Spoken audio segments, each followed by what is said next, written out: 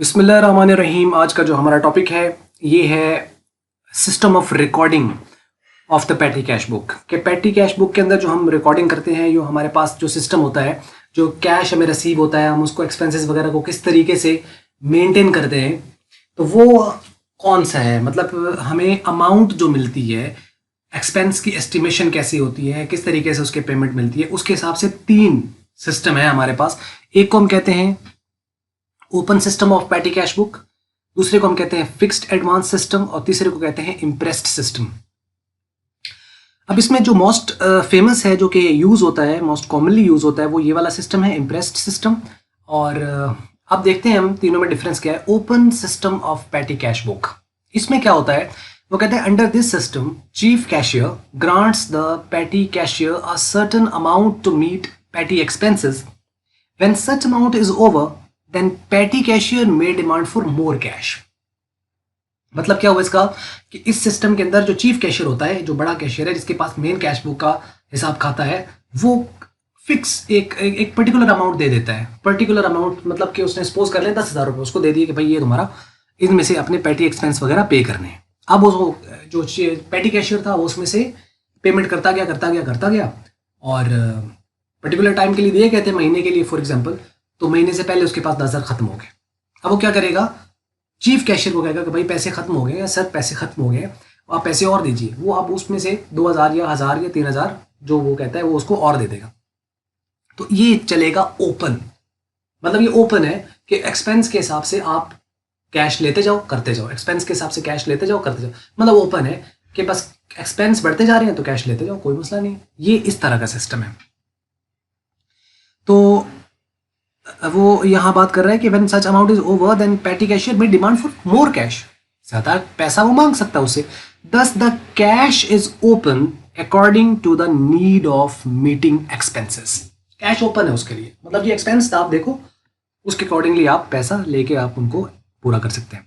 This system is not generally followed in order to control the limit of expenses.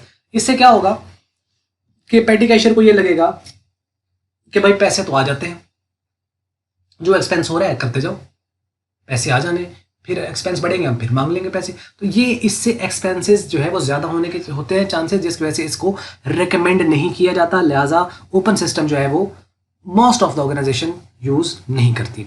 Fixed advance system जो होता है, ये बाज़ organisation ये करती हैं कि भाई यही पैसे हैं, इसके अंदर ही गुजर बसर करना है, जो भी करना है, बस इससे ऊपर नहीं जाना आपने। तो ये है फिक्स्ड एडवांस सिस्टम। अब वो बात करते हैं कि under this system chief cashier gives a fixed amount for a fixed period of time to meet the expenses. उसने रकम फिक्स दे दिया, मतलब उसने 10,000 दे दिया ना, तो चाहे 10,000 से ऊपर हो, वो कहेगा भाई आपने अपनी तरह से करना है, आपको अपने एक्सपेंस को मीट करना है, मैंने 10,000 ही देना है, इससे ऊपर मेरे पास पैसे नहीं है। कंट्रोल करो अपने एक्सपेंसेस को। मीन्स कि ये है तरीकार के फिक्स के अंदर कि उसको फिक्स रकम मिलनी है, इससे ना ऊपर ना नीचे। बच गए तो वो शायद ले लेगा, लेकिन जब बच जाएंगे तो लास्ट मतलब वो नहीं देगा। तो मीन्स कि इसके अंदर एनी हाउ अमाउंट फिक्स है। Therefore the petty cashier has to manage all the expenses with that available amount of money. इसके अंदर उसने मैनेज करना है इन एनी केस। ये हो गया फिक्स्ड। अच्छा, अब तीसरा है जो कि इम्प्रेस्ड है।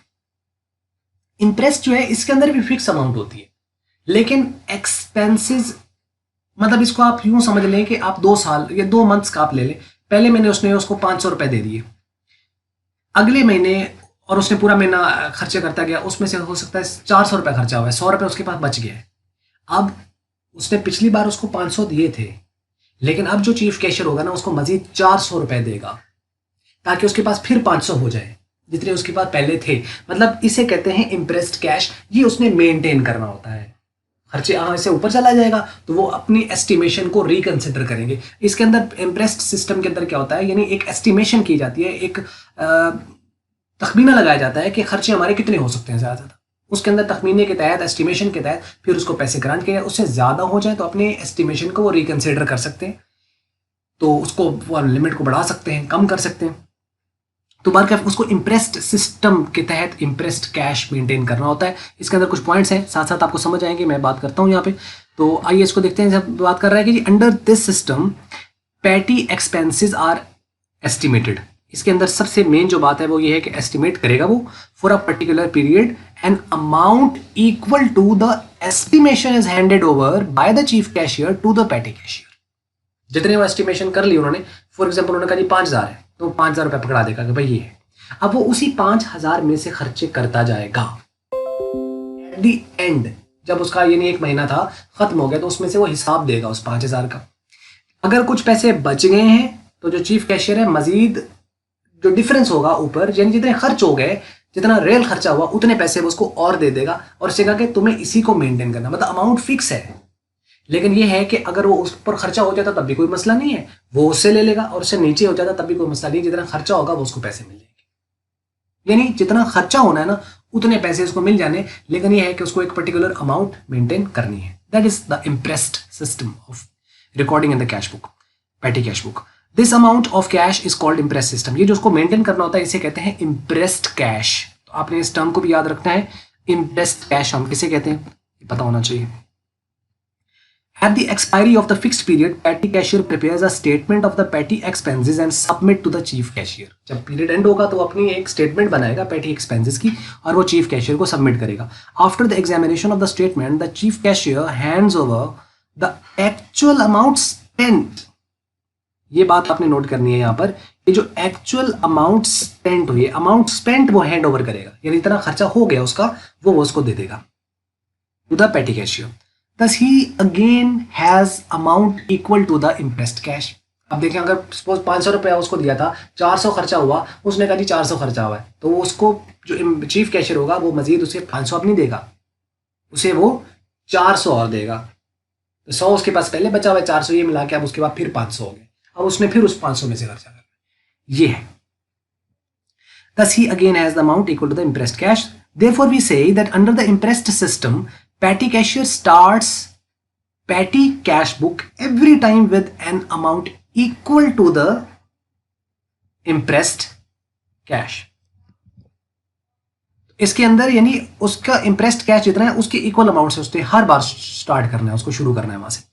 In other words, we can say that the amount lying with the petty cashier will never exceed the impressed cash. उससे एक्सीड नहीं करेगी। हाँ, उसका खर्चा ज्यादा हो गया तो वो अपनी लिमिट को एक्सटेंड करेंगे, लेकिन मैक्सिमम अब वो एस्टिमेशन लाने बात है, एस्टिमेशन वो एक्चुअल एक्सपेंस है, उनका एस्टिमेशन नॉर्मली ज्यादा ही होता है, तो इस वजह से हम ये कह देते हैं कि उनका एस्टिमेशन से कभी भी वो ऊपर नहीं जाते यूजुअली। हाँ, कोई रेयर केस आ गया, कोई ज्यादा खर्चे हो गए, ऊपर चला गया तो अलग बात है, लेकिन वो उसको रिकंसिडर कर सकते हैं उस अमाउंट को। तो नॉर्मली ये इम्प्रेस्ड जो कैश होता है उससे ये अमाउंट ऊपर नहीं जाती। ये इसका एक स्पेसिमेन सा दिया हुआ है, कुछ इस तरीके से पेटी कैश बुक जो है वो इम्प्रेस सिस्टम के तहत हम उसको बनाएंगे, और इसकी एक एग्जांपल भी है, बल्कि प्रॉब्लम है इसके अंदर principle of accounting Sohail Afzal book के अंदर, उसको भी हम करेंगे इंशाल्लाह, जो कि अक्सर ये छुड़वा दिए जाते हैं क्योंकि वो 8वीं प्रॉब्लम से आमतौर पर क्वेश्चन स्टार्ट कराते हैं, लेकिन हमने सारी करवाई है, पिछली भी और ये भी।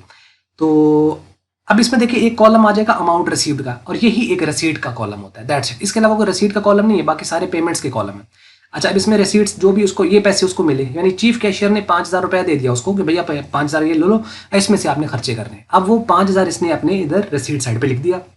आगे आ जाता है डेट, इसमें डेट लिखता चला जाएगा, जिसमें अब ये मई है, इसका है, इसकी 1 तारीख को, 12 को, 23 को, 27 और 30 को ये खर्चे हुए, एग्जाम्पल के तौर पर मैंने यहाँ पे लिए हुए। और आगे पर्टिकुलर है जिसके अंदर उसका हेड लिखा जाएगा, वाउचर का जो नंबर है वो यहाँ पे आएगा। एक्सपेंस का आगे कॉलम बनाते जाना है। अगर आपका मतलब आप मेन एक्सपेंस एक ले लो, उसके अंदर एक्सपेंस आप ऐड कर दीजिए। जैसे किचन का एक्सपेंस है, एक्सपेंस 1, एक्सपेंस 2, एक्सपेंस 3, एक्सपेंस 4, 5, 6 कोई भी हो सकते हैं, ये मैंने ऐसे लिखे हुए, वैसे सिर्फ ये नाम आएंगे। फॉर एग्जाम्पल जब इस एग्जाम्पल में आप देखें तो यानी किचन का एक्सपेंस हो गया, ये ट्रैवलिंग का एक्सपेंस हो गया, ये स्टेशनरी का एक्सपेंस हो गया, ये ऑफिस का छोटा मोटा एक्सपेंस हो गया, कॉपी पेंसिल वगैरह, रबर शार्पनर वगैरह, ये वो है एक्सपेंसेस। तो अब इसमें देखें टी बिस्किट, तो ये किचन का एक्सपेंस है, इसको 350 रुपये खर्चा आया, इसको यहाँ लिख दिया कि टोटल का कॉलम है। अब इसमें और कोई ऐड नहीं हो रहा, यहाँ पे ये टोटल आ गया। उसके बाद बस फेयर, 12 तारीख को कुछ किराया लगा है 70 रुपये बस फेयर, ये ट्रैवल में आ जाता है, ट्रैवलिंग एक्सपेंस है, ये 70 रुपये। अब ये 350 में आप ऐड करेंगे तो 420 रुपये बन जाएंगे। उसके बाद पेन एंड रजिस्टर आया है जी, ये स्टेशनरी में है तो हमने स्टेशनरी में लिख दिया, इसमें 420 में अगर आप इसको ऐड करें तो ये 1370 बन जाएगा। उसके बाद आपका फिर किचन का एक्सपेंस, मिल्क एंड ड्रिंक वगैरह आए हैं, ये 700 रुपये खर्चा हो गया, अगर आप इसमें ऐड करें तो ये 2070 बन गए। फिर ऑफिस की लाइट रिपेयर वगैरह हुई है, उसका 1550 आया है, ये खर्चा आपने इसमें डाल दिया, तो ये इसमें ऐड किया है, तो ये 3620 आ गए। तो इन 3620 ये टोटल खर्चा हुआ है यहाँ तक, ये टोटल पेमेंट हुई है। अब उसके पास पैसे कितने थे? 5000। अब 5000 में से 3620 निकाल दे तो पीछे उसके बाद बैलेंस कितना बच रहा है? कैश 1380 इसे वो कहेगा बैलेंस कैरी डाउन। कितना बैलेंस बच गया? ये वाला। ये इसका क्लोजिंग है, तो अगले मंथ का यही क्या हो जाएगा? ओपनिंग हो जाएगा। अब या नेक्स्ट मंथ में यही बैलेंस क्या बन जाएगा? बैलेंस ब्राउ डाउन। ये ओपनिंग है, इसको यहां वो ओपन कर देगा। आप यहां पे भी लाइन लगा सकते हैं। और अब उसको कैश कितना रिसीव होगा चीफ कैशियर से? जितना खर्चा हुआ है। कितना खर्चा हुआ है एक्चुअल में?